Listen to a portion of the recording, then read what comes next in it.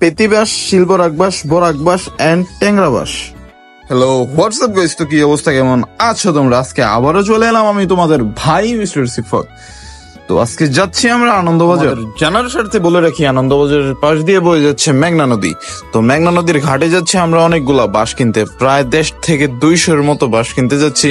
ওইদিকে বাঁশের কি কন্ডিশন, কেমন অবস্থা এবং দাম কেমন, ওই সবকিছু তোমরা আজকে এই ভিডিওতে জানতে পারবে। বাইক চালাইতে চালাইতে আশেপাশের মনোরম দৃশ্য তোমরা উপভোগ করো এবং দেখো প্রাকৃতিক কি অপরূপ সৌন্দর্য।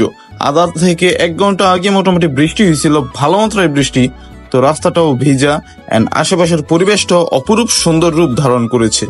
আমাদের আশেপাশের রূপ প্রাকৃতি যে এত সুন্দর তা আমরা বাংলাদেশে না থাকলে বুঝতে পারতাম না এন্ড উপলব্ধিও করতে পারতাম না। আমি গর্বিত এই বাংলার মাটিতে আমার জন্ম হয়েছে। প্রতিটা মুহূর্ত, প্রতিটা দিন আমি এই জিনিসটা উপলব্ধি করতে পারি বাংলার এই রূপ বৈচিত্র্য দেখলে। কথা বলতে বলতে বাংলার প্রাচীন এই মন্দিরের পাশে চলে আসলাম। বলে রাখা ভালো, আমরা বাংলাদেশে যারা আছি সবাই হিন্দু মুসলিম একত্রে বসবাস করি এবং হিন্দুদের কোনো ধরনের ক্ষতি আমরা করি না। তাই হিন্দুদের কোনো পুরনো স্থাপনায় আমরা কখনো আঘাত করি না। এই স্থাপনাগুলো দীর্ঘ 50 থেকে 60 বছর ধরে আমাদের এই বাংলার মাটি অবস্থিত এবং টিকে আছে। এরপর আমরা চলে আসলাম আনন্দবাজার মেঘনার ঘাটে। এই ঘাটের আশেপাশে সব ধরনের আড়ত রয়েছে। তো আমরা আসছি বাঁশের আড়তে। এই সাইডে রয়েছে বাঁশের বিশাল বড় আড়ত, সব রকম বাঁশ আপনারা এখানে পেয়ে যাবেন। পেতি বাঁশ থেকে শুরু করে বরাক বাঁশ, হিল বরাক বাঁশ, সব ধরনের বাঁশ আপনারা পেয়ে যাবেন খুব রিজনেবল প্রাইসে।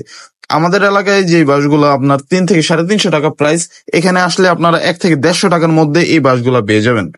তো চলেন সামনে মেঘনার ভিউটা আপনাদেরকে দেখাই। ভিউটা দেখলে আপনারাও বুঝতে পারবেন কতটা সুন্দর। আপনারা এখানে আসলে অন্যান্য জিনিস নাই কিনেন, বাট মেঘনার ভিউটা দেখতে পারবেন এবং আমাদের দেশের রূপ বৈচিত্র্য কতটা সুন্দর, কতটা অমায়িক তা আপনারা উপলব্ধি করতে পারবেন।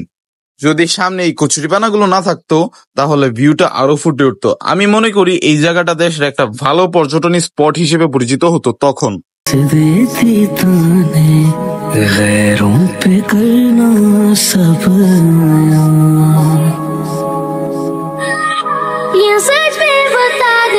चाहती है क्या होना जुदा, क्या बाकी है अभी तेरे जाने जा, दिल में जगह ऐसी कोई बात नहीं जिसमें न याद तेरी, कैसे ना तू दिल में बसे।